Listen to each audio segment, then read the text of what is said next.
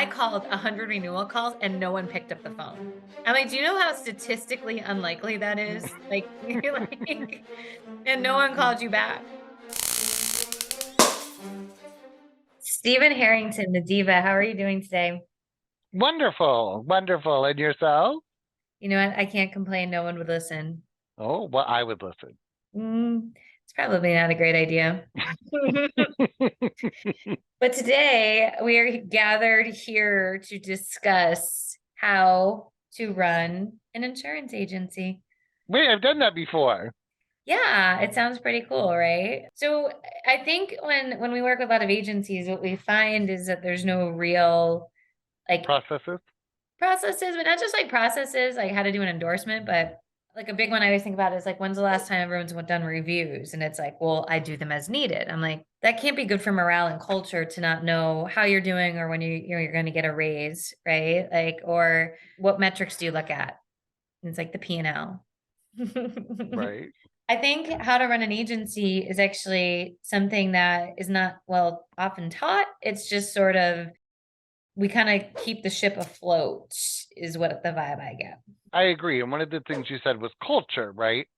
So I think that one of the struggles that a lot of agencies have is they don't know what their culture is. Yes. We need to figure out the culture and build our team processes and agency around how we want the feel of the agency to be and what Abs- we're really good at. I do like that. When you've only worked in one culture or you've worked most of your life in the same culture and you haven't exposed other things, it's sort of like you get tunnel vision, right? You don't know, hey, well, this could be better or I can push here. And I often find that there's this huge, huge, huge fear of holding people accountable. Because everybody's going to quit if you hold them accountable. Everybody's going to quit. People are going to be grumpy, the things, the stuff, the people. And my experience is the exact opposite, actually. Mine too. I think that when we talk to people in the agencies, when we talk to the staff, they're like, I just want to know what's expected. Like, tell me what you want done, and I'm happy to do it. But when there's nothing to hold me accountable to, I don't know if I'm doing good or not. Right. And I also think too that accountability, it seems, it really feels so like heavy, right? Like, okay, they're coming to the principal's office. And I often encourage agency owners to say, it's only heavy because you make it that way because you haven't done it in so long, right? It's like if my husband calls me, he's like, we need to have a talk. I'm like, Bum, bum, bum. about what he's like, the dog threw up this morning. I'm like, oh. Okay, cool. Like that was this morning. Did you clean it up? Like what happened? But I feel like it's made to be such a bigger deal because the leader's uncomfortable and then the team's uncomfortable and it sort of just spirals out of control. Yeah. So it's kind of like if you I've been listening to this book I think I told you about with David Goggins. And he's this like crazy guy who runs like 100-mile marathons, which is more like that's like 4 marathons, I think. And he talks about being kind of like just a badass in general. And he's like, he has this whole thing. He's like, what will happen is you will go out and see your cousin Sandra and have a nice dinner with her. And then the car be like, did Sandra put on some weight? Sandra did put on some weight. It's supposed to be like, Sandra, have you been hitting the gym? Like you look a little fluffy. When we go and talk about people behind their backs, we don't want to hurt their feelings and all this other things. But in the reality, maybe Sandra needs a little wake up call to not maybe eat as much cake and do a few more push-ups and Right. appreciate the direct approach where when we sugarcoat everything where agencies tell everybody everything is good, we're growing, or they find the positive, they never address the negative. And I'm curious, like when you were at Cross, how did you guys do that? Well, we had regularly scheduled one-on-ones. So there was something where we just Ooh. talked about things consistently, and it was always like, what's one thing you're struggling with, or what's one thing you need help with? What's one thing that you think you're doing really well, and what was the challenge you overcame? Or like, what is something else you want to talk about? So that they were always prepared because we were having these open conversations over and over. And the first couple of times was really awkward, right? Because you're like, well, The freaking first times. right. And it was because we were still setting metrics and we were teaching them how to look at the numbers in the management system and how to kind of self manage to know were they performing to our basic level or not. But once we got over that and really worked with them through that, we were finding out what were their strengths and where could we help them learn more. Yeah, that's huge. Well, and then I also feel like when it's, I mean, we do this, right? We have one-on-ones every week. Mm-hmm. And so as things come up, it's more like, hey, FYI, you have spinach in your teeth. Right. Like, and you're either like, damn it, or I'll do better, or are you serious? But When it's like not as intimidating as Steven's having a meeting with Kelly. or like sales goals, right? If we talk about them every week and we know where we're at, then it's not a surprise at the end of the month or the end of the quarter if we did or didn't get there. It's I not like, okay, guys, so we're gonna everybody needs to write 10 new policies every week for the next 3 months. And then we fast forward 90 days and we're like, oh, you only wrote 37 policies. And everybody's like, but I've been so busy. I did so many quotes, so B word. Yeah, right? and So we have to let them know what the expectation is and then benchmark it and follow up on it so that we can be accountable. yeah, and there's this like statement that's like if it's uncomfortable, it's probably the thing you should do, right? So some agencies, the other kick I get is like, okay, well, what would we do if they don't put stuff in the management system or sell their 10 policies or whatever? And I was like, well, you would write them up. And they're like, but we've never written anybody up. So it's first time. I'm like, well, what does a write up mean? I'm like, it might not mean something to the leader, right? As a piece of paper, but it's a boundary. It's a clear expectation. And if you have to go home and tell your spouse you got written up today, it's an opportunity to change it. It says, hey, you've gone too far, right? You're not in charge. That's not what's going to happen today. Yeah. And I think it also means in order to run an agency, you have to level up your standards too, right? Everybody has to have standards of what's acceptable, what's not acceptable. And when you're operating your agency out of fear people are going to leave, fear it's going to get worse, fear of, well, if I'm left with no people, I'm gonna have to service accounts. I'm like, first of all, you're never gonna be left with no people. And second of all, if people are upset because they can't write 10 policies in XYZ amount of time, and some of the team is, and they're not trying, because I do feel like, Stephen, and I want your feedback on this, like, there is a difference when you can tell somebody, well, there's two types of trying. Okay, so let's go back. There is like trying, and Yeah. it's still the elevator's still not going to the top floor, if you know what I mean, right?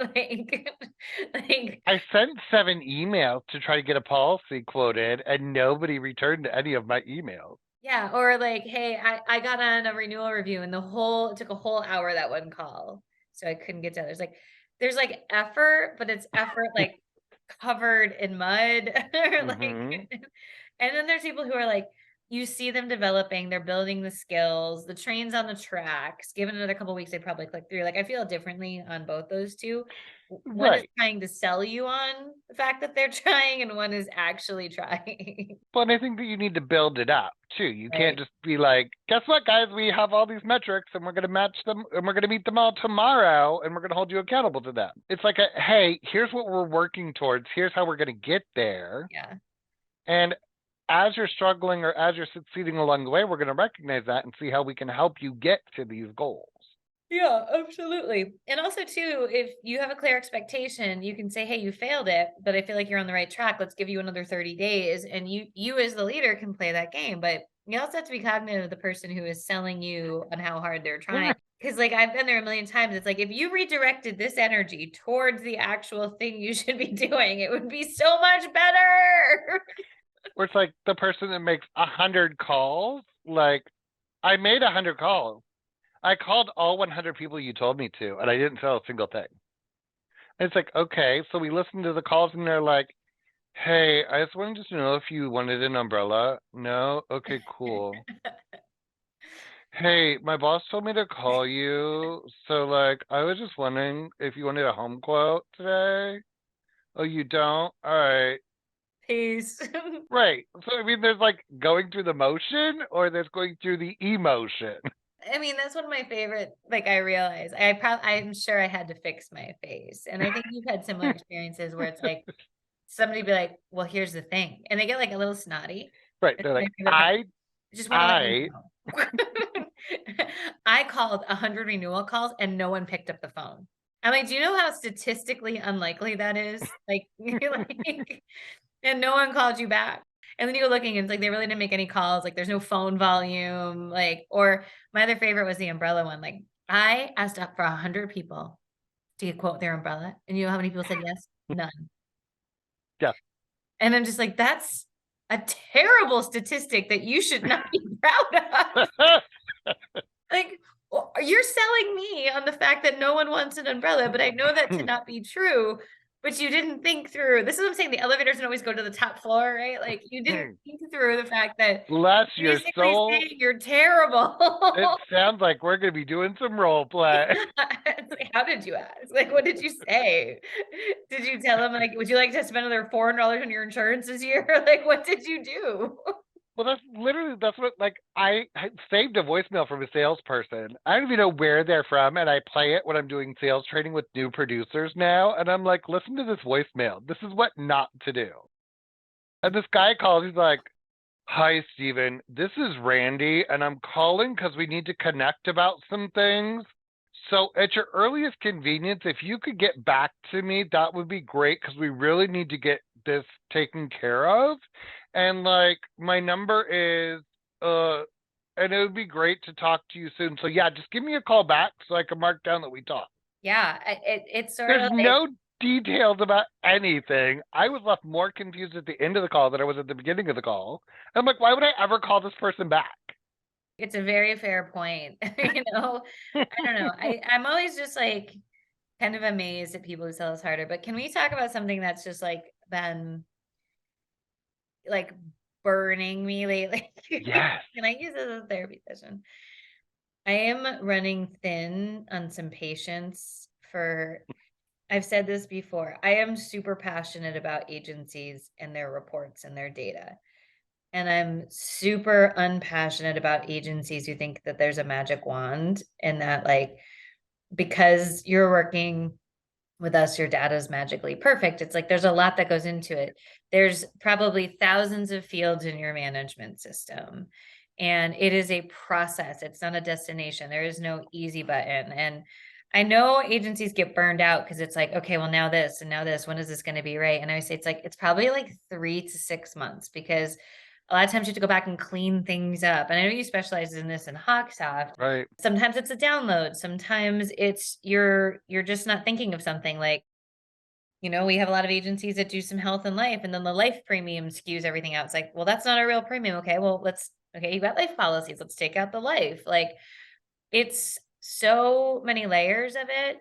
And when agencies are just like, well, I give up, it's just not right. I'm like, how are you going to run your business without the access to this? Because it has very little to do with sometimes like APP and more just to you have to commit to doing this one way or another. You either do it with us or you're not with us, and you're just going to manage your agency off of your P&L. And Well, that's why I'm sad. I think part of what it is too, though, is they get so overwhelmed by all the other things that now they're like, great, that's one more thing I have to consistently look at and teach my team to do. So, like, the pushback on the agency side is I'm just going to give up because that's the way it's always going to be, and I don't have the time or energy to really fix that issue. To me, that's not as big of an issue, which I disagree. I think that we need to get to the bottom of the issue. But a lot of times it comes down to train it. Like my favorite thing to go and look at in activities is log, log, log, log.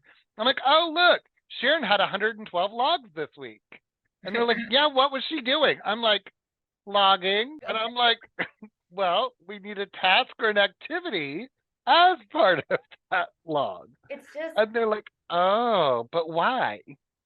well, and I get that like it burns you out, but it's like the commitment to the vision. This is, I think, goes back into how to run an agency too. It's like I go back to a lot of agencies when they're about to say, like, oh, this is just really complicated and overwhelming. I just say, but how do you run your business without it? Right. Like, Right. so if it's hard and complicated, other agencies aren't doing it. So you have a leg up because you can run your business metrically. And, it's funny. We're doing interviews for a data hire to come on to our team so that I can lower my Your my namaste, patient, my your namaste namaste now. on understand this. And we have a lot of clients that do totally get it. And we have some clients that's like the magic pixie wand. And I'm like, okay, like, but as we talk it out, we find the things, and that's the process, right? Right. The And that's process what we is start focusing on. it's a process. But so anyway, I was talking to this one guy and he was like, we were talking about the data and I said it's amazing, but when you can get the reports right and you put them up on the screen, one, people question them, which is healthy. And I think people say like, well, it's a question that lost policy report's not right. Okay, well, it was run last Wednesday. And yes, that policy reinstated, but you have to understand how it works. But hey, they're questioning it. That's the Right. first. When this team starts firing questions, I'm like, the process has started, people. Then the second step is, if you see your name up on the big screen and you are the lowest producing salesperson, do you know what you do next week? Try harder.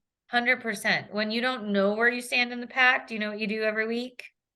The Get same, by with getting by. the same damn thing. And so I would say like the power of the numbers is so huge and so critical. And that's what I write about in the blog too, is how do we get there? And so I know people are probably clamoring like, how do I get Kelly and Steven all up in my data? Is that what you like? Do you think people are clamoring for that right now? Do you I think think they're so. I think they're like, like oh my God. driving and they're like, damn it, They're I need like, someone in my I need to data. pull over and text and or call Steven I right want someone on now. my data journey with me. I want someone Right. to cuddle with and take to All the dinner. data. So we have this thing called the 2-year program. We do. And you and I are both qualified to do the 2-year program because you've been through all Hmm. the programs. I've done all the programs. And so part of that is getting the data right. And I think I love the 2-year program for that reason is it gives enough space to kind of go through all the details because it is a lot of reports, but and understand your data and understand your metrics and understand when you're winning and understand how they all work. It takes some time. Well, and it also gives time to get the data and then start working with the data before we give it to the team. At least we have a foundation of where we're at. And we can tell the team we know that we're working on things and that we know it's a challenge. But then we're going to get through it together. And here's how we're going to look at that to change over the time. Yeah, and I always tell agencies, don't your data doesn't need to be perfect to show your team. Your data needs to be No. like, this is what we're pulling from the system. Let's talk about it. Let's go through it. Okay, this one is this one's that. Okay, cool.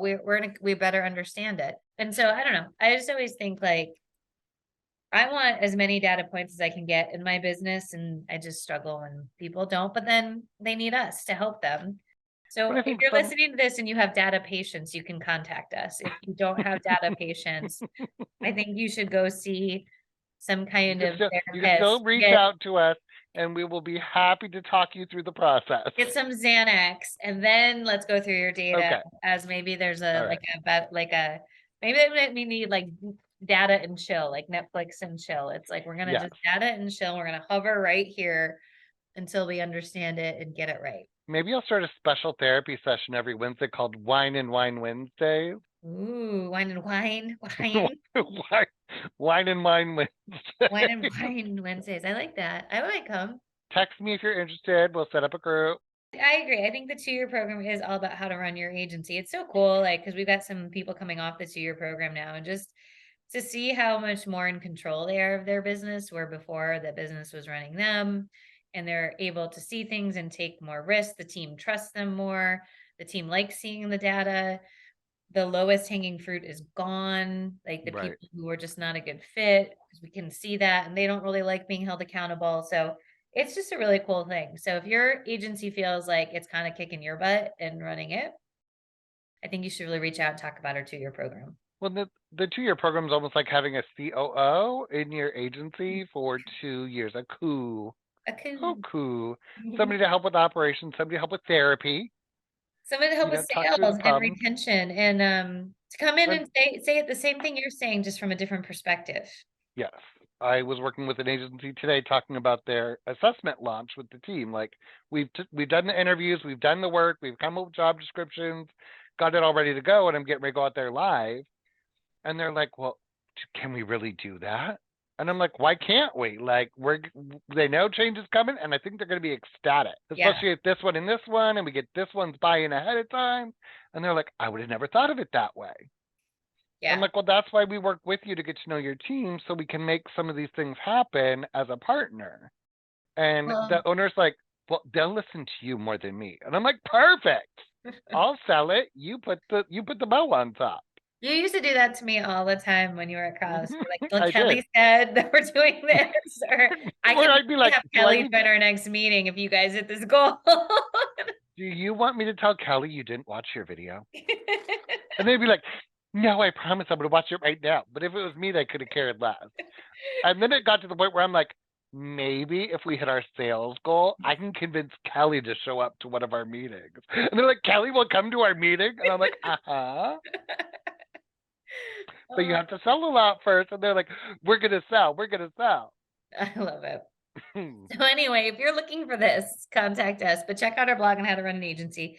Check out our 2-year program too, because there's a lot of opportunity there. And as always, take a look at us on YouTube, by the way. We have YouTube. We have all sorts of things that you can come find us at, and we'd love to chat with you further. Goodbye, everybody. Bye.